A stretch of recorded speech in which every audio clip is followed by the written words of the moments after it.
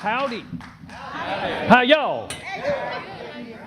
There was a piece of paper up here. Did anybody see a piece of paper? I kind of had the plan.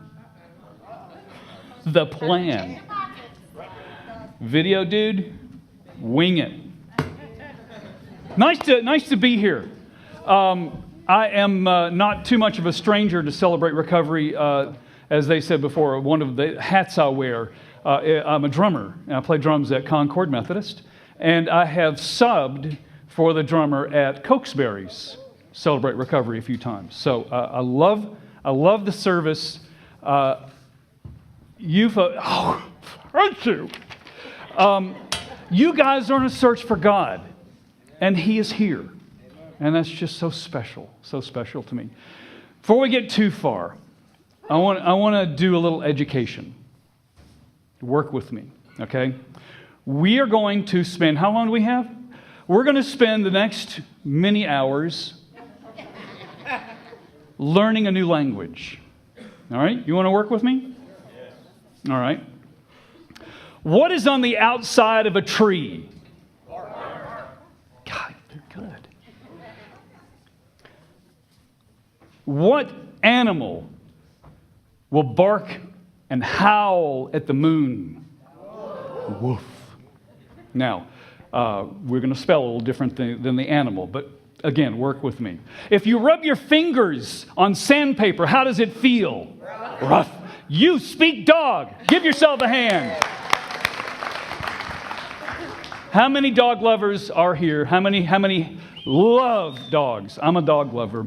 I took inventory a few nights ago and realized in my lifetime I have had 15 dogs. I love dogs. Right now, at the time of the writing, we had 4. Now we have 3. We lost one over the summer, and that's just, it's so hard.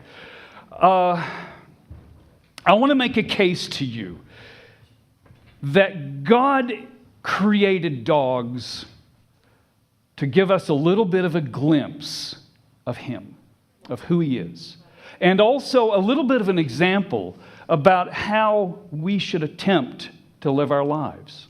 Do you buy that? Yeah. Dogs are amazing creatures. Think about it for a second. Think about it. When you associate some words with dogs, loyal, patient, compassionate, unconditional love, trustworthy.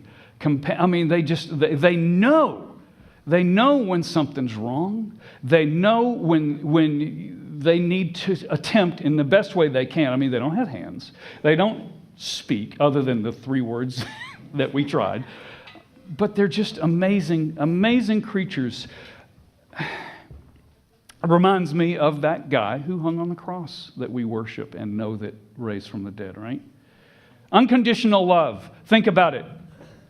If I put my wife in the trunk along with my dog for 10 minutes and opened it back up, who would be glad to see me? That's unconditional love in my book. Meet Mango. That's Mango. She is my dog, one of our dogs. She is so sweet. Of the 15 dogs I have had in my life, this soul is just, she wants to just tell you so much that she loves you and that she is on your side. She loves to play. She's an 8-year-old ? Have no idea. No idea what she is. I want to confess a little bit about me. I've never been through the recovery program. I should have. Early in my life, up until age 30, I worked in the nightclub business. I was a DJ.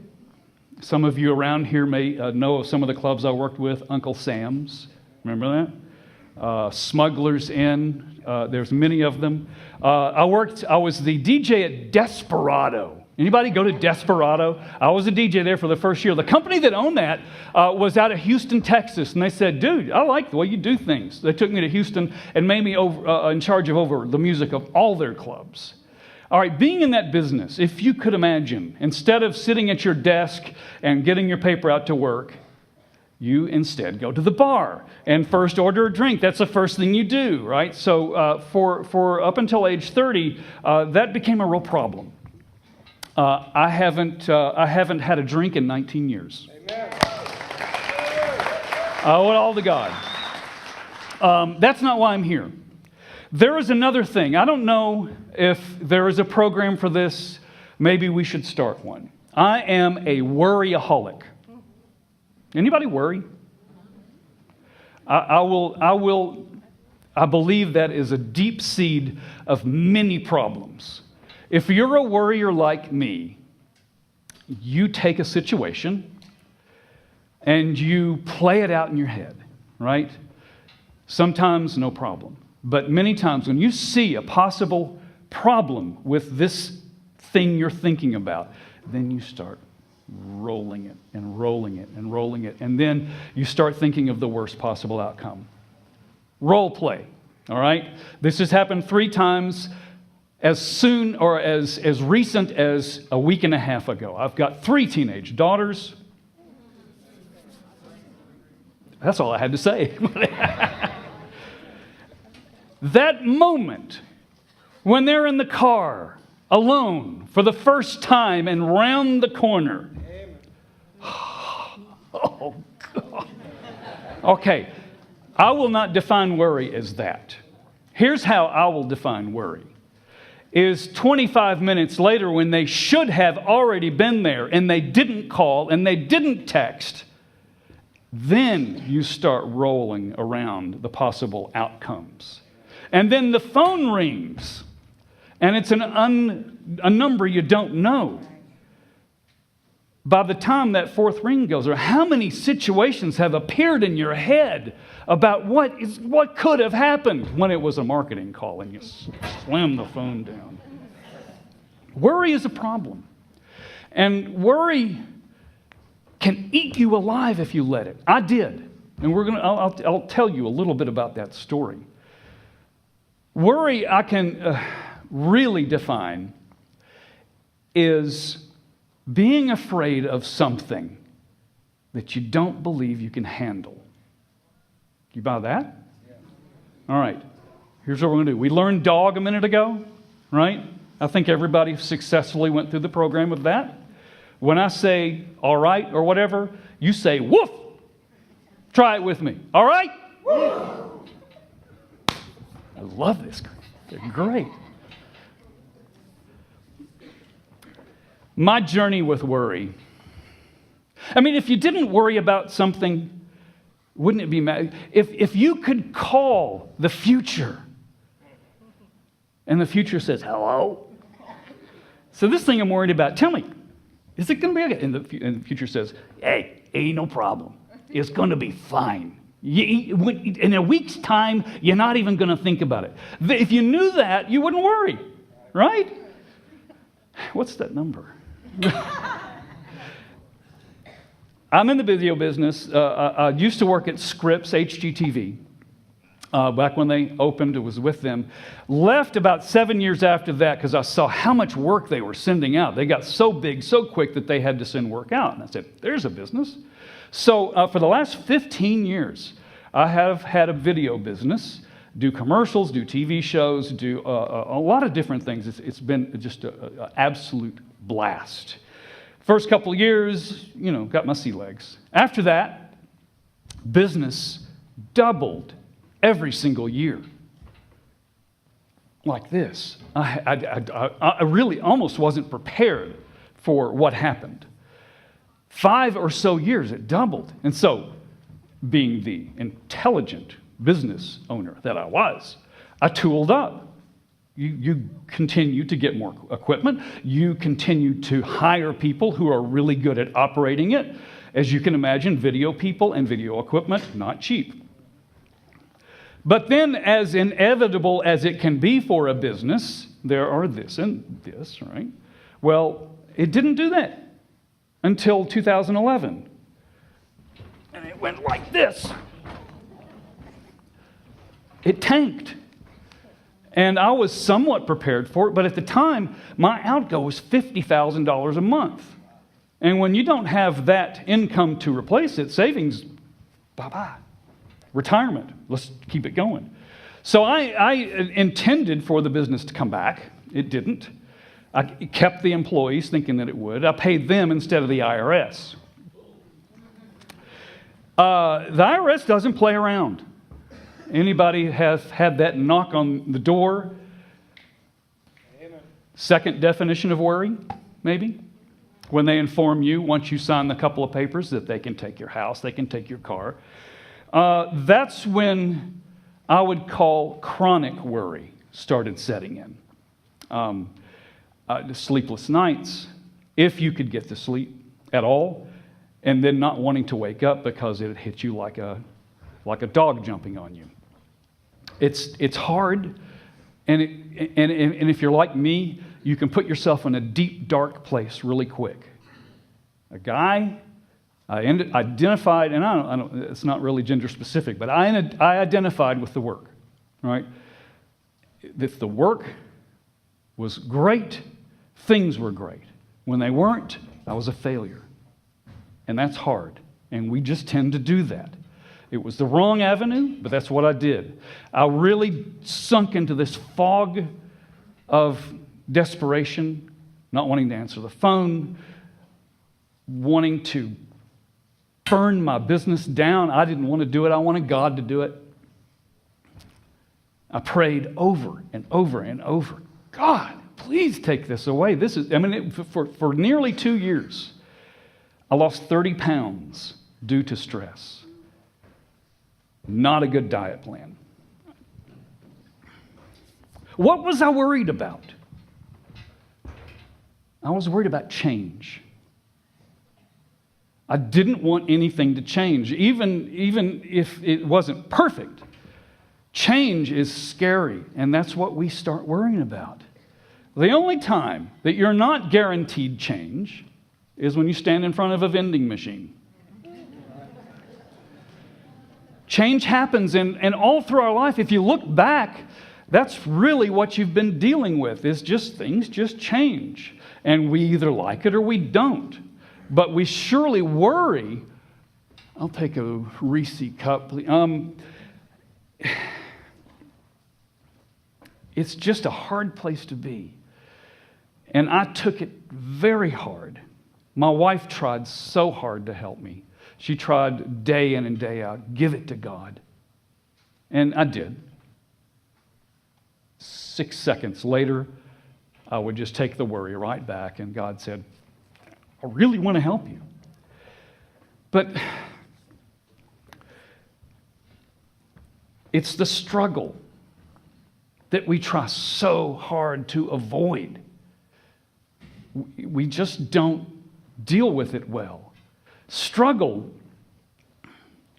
it's where we learn.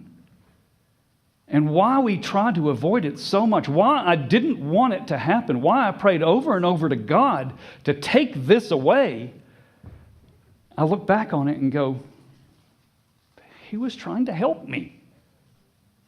I don't for a minute believe that God made my business tank. I believe it was conditions, and I believe it was me not reacting. I just tried to steer the ship in the wrong direction. I think God wanted me to simplify. The business is still open, and I'm having more fun than I could ever have. But I didn't want the struggle. Think about a football game. Think about a runaway, 68-2. In the fourth quarter, how many people are in the stands? The people who have to clean up, and the parents of the kids who are playing. Pretty much it, yeah? Why? Even if you're watching it on TV, it's like, forget this. But if it's a game that's triple overtime, tied all the way to the end, even if you even know who's playing, you're going, this is awesome. We see the struggle. We want to see the struggle, but we don't want to go through it ourselves. I have this chair at home. Beautiful leather recliner. It doesn't get sat in a lot because we're busy people. Everybody is. But I do think about that chair during the day. I think about stopping and just, for a minute, you try to plan to where when you get in that chair, there's nothing left to do for the day, right? And sometimes you get 10 minutes in the chair, sometimes you fall asleep in the chair and wake up at 3 a.m. But what happens in that chair? Nothing. And that's what we want. We are striving for comfort in that easy chair. If you look through the Bible, page by page by page by page, does it say anywhere in there that God promised us comfort? We're not here to be comfortable. That's not where we learn anything. A weightlifter will only get stronger by working at it and doing a little struggle. Teachers do exams to press people to learn. And that's what I didn't get, and I haven't gotten for a lot of my life. My wife really tried. She really tried. My church tried, although I didn't tell them very much, as probably you can imagine. I didn't want to say, my business is failing, I'm taking it really bad, and I'm a failure. No, you walk in and you go, hey, how you doing? I'm great! Awesome! I'm having the best day ever. And inside, I'm torn to pieces. And that's what a lot of people do. And I really have tried harder when I talk to people at church. When they say, how was this week? I mean, you try to dig a little deeper. And people have stories, and people need shoulders. Right? But I found comfort in this crazy dog. Somehow there was a connection. Somehow this dog spoke to me and said, you can find peace. You really can. When I gave her a ride in the car, right? It's like if that is an option, then it's the best day ever for her. And she would put her nose up to the window until I would open it, and she would just get the nose out there. And I watched her take in the blessings. It doesn't matter. There's so many blessings out there. When we're worried and when we're facing struggle and when we just so tightly focus on what's going wrong, we miss all those things. And I do believe all through the process that I went through, God had little blessings everywhere. And I was so focused on this. I missed so much of it. But it's there, and He wants to show us. What else do dogs do? They're servants. If we attempt to stick our head out beyond our little shell, beyond our little zone of worry and the zone of struggle and our zone of comfort, and try to help somebody else, whatever we're facing sometimes pales in comparison to something that somebody else might be going through. All right? And dogs, they really don't worry that much. They think of today. Today is really all we have. And I'm so focused on next week and the week after that and how this is going to pay for that and how this is going to work out and whatnot, when I have no idea what situation I'm going to be in that day. Today, if we just focus there, those three little things all of a sudden take worry down to here. As we celebrate Easter week, think of tomorrow. And I'm not talking about the food part of it. I'm talking about the situation afterwards. Jesus was human. Jesus was God. The God part of Him knew what was going to happen. Knew that they were going to whip Him until He almost died. He knew the process of crucifixion. He knew the humiliation. He knew all of it. The human side said, God, if there's a way to not do this, can we try? He sweated blood. And that is humanly possible, to sweat blood, to be so worried about something. You can sweat blood. And he did. But Jesus did one thing I didn't. And I'm really trying to now. And you know the words very well. Your will, not mine. He stopped. And he said, I know this means, you okay, Mike? I know that the human part of him knew that there was a greater thing than him. And there's a greater process. It's not about us. And boy, did I make it so much about me. When I prayed, God, take this away, I looked him square in the face and I said, God, put me on the bench. I wish not to play anymore. And when you take yourself out of the game, sidelines ain't that much fun. You don't learn anything. You don't do, it's just, you watch life go by. God knew me a little bit better and said, I am not going to put you on the sidelines. I'm not going to put you on the bench. We're going to play. It's going to hurt a little. It might be a little painful. But if you just hang on to me, I've got a little path through this game. You're going to learn along the way. You're going to grow along the way.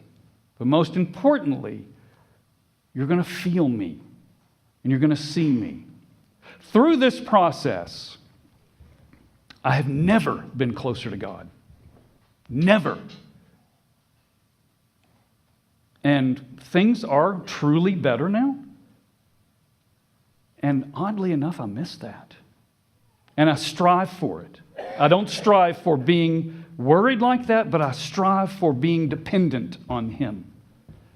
The change is this. I don't hold on to things like I did. I was holding on so tightly to the success of being a business owner. I was holding on so tightly to these little possessions that my wife looked at me one day and said, look, this is stuff. We can do without the stuff. We can't do without you. Why do we hold on so tightly? If we just say, God, thank you for this today, but if it ain't here tomorrow, we'll adjust and enjoy the journey. Man, when I figured out that this little adventure is actually fun when you treat it as one, when you treat it as a roller coaster, ups and downs, like Paul, be happy with the lot, be happy with a little, but be thankful for it. Amen. Good grief. I have never experienced joy like this in my life. 57 years of not having this kind of joy, this freedom of just going, I'm loving this day. I used to wake up so nervous about the day, dreading the day. And now I wake up just going, let's do this. I don't know what this day is going to have. I don't know what adventure you're going to tug me through, crying and screaming sometimes, but I'm going to love it. And I'm going to thank you for it. When people go through problems, what person do they listen to most? When you've gone through problems, who do you listen to? People who have been there, right? And your preachers. And that's part of the blessing of this adventure. If I look back on all the stuff I've dealt with, I've gone through a divorce, I've gone through child custody battles, I've lost 2 jobs, on and on. And it's not my struggle's bigger than your struggle. No, everybody goes through stuff. But when I look back on some of these things that I call disasters, God allowed them. Once I pulled back, once I allowed the pain and the frustration or the mourning or whatever it might be to do its thing, and God said, all right, now, let's take this and let's go do something. And that's the blessing. Everything has a blessing to it. We just got to let it happen. All right, that's what this book's about. I'm not a writer. I have in the TV business. I write commercials. I write TV shows and whatnot. When I was going through this process, I did look up one day and said, God, what can I do with this? And it wasn't necessarily audible, but it was there. And he said, I want you to write this down. This can help somebody if we work on it. If we actually make it not about you and not about your struggles, but about the victory, about the blessings that's involved with it. And somehow, I don't attest it to my intelligence because it ain't there. He helped me tie the dog to it because I really, really found peace. I remember one day I was on the deck feeding the dogs, and the kids were inside watching a movie, Beauty and the Beast maybe, had dancing and whatnot. And I remember going out and feeding the dogs, and I just looked up in my mind and I said, God, when am I ever going to feel like dancing again? And not that I dance that much anyway, but it's the figure of speech. When am I going to let go enough to feel like dancing? And he said, in my head, in my soul, right now. At your worst is when you celebrate and you say thank you and you stand up and you go, let's do this. And what happened right then and there? I turned around and Mango jumps on me and starts dancing. And I'm like, okay, I give. What are we charged to do as Christians? Among other things of blessing and praising God. But what is one of our charges? To reflect Him. To show people how great He is.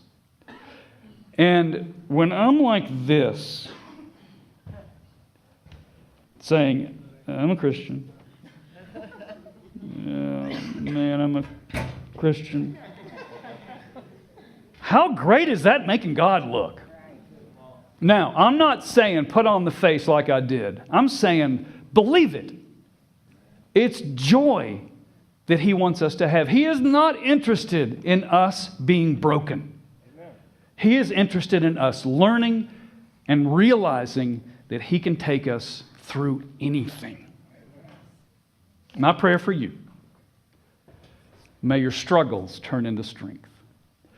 May your battles be blessings. God bless you guys. Amen. You can have this back now.